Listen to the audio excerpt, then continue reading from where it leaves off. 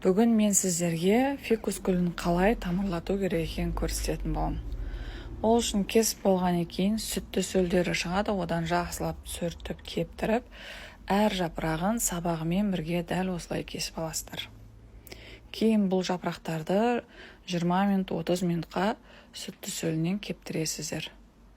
Өзіне лайықты үйдегі ыдыстарыңызды алып, оған кішкене жапырағы батпайтындай етіп су құйып, кәдімгі қара суға салып қойсаңыздар да тамырлайды. Болмаса, кішкене корневиндарыңыз болса, корневин суға салып қойсаңыздар болады.